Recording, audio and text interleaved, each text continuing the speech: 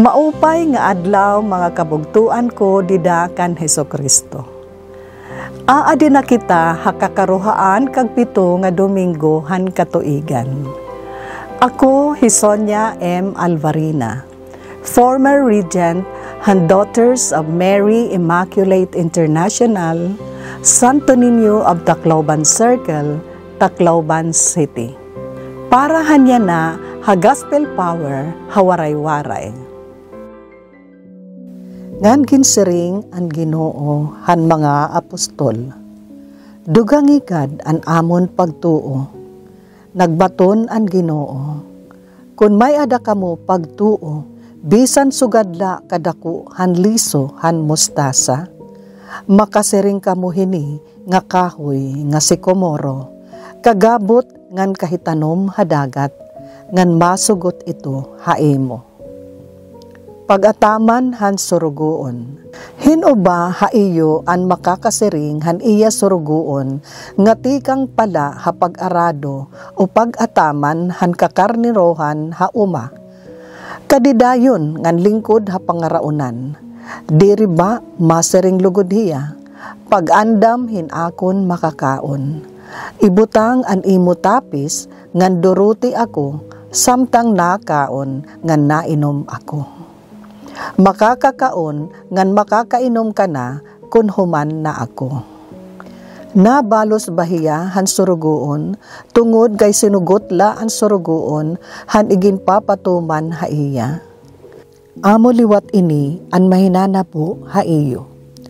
Kun nabuhat na niyo an nga tanan nga iginpapatuman ha iyo, siring kamo, diri kami takos nga mga surugoon.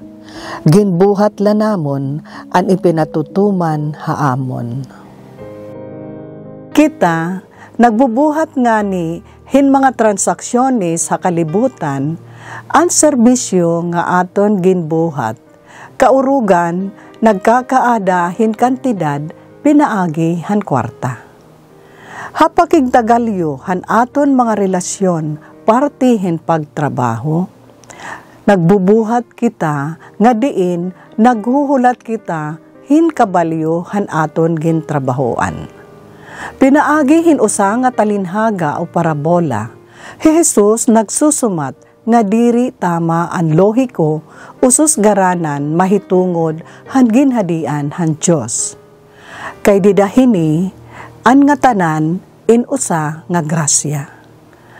Iton aton mga paniguro diri ito sadang nga makabutan ang grasya.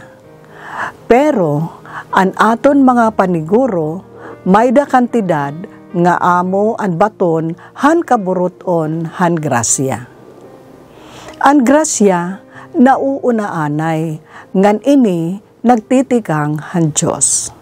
Ngan didala kita makakasering nga salamat upod an aton kinabuhi ug sugad han aton mga binuhatan. Kun kita ginaalayunan hin serbisyo ngadto han ginhadian, amo an katumanan ug panuyo han aton kinabuhi. Oo, diri kita tangkod nga mga surugoon kun babasihan naton nga naghuhulat kita hin katalwasan komo usa nga premyo han aton mga gingulan. Kay sugad nga an katalwasan usa nga regalo nga diri basta-basta makakabutan kun hino kaman. Ginoo Jesus, ang pagserbisyo ngadto han ginhadian amo ang nakakahatag hin kahulugan ngan panuyo han amon pagkabuhi. Himua kami nga mga tangkod nga surugoon.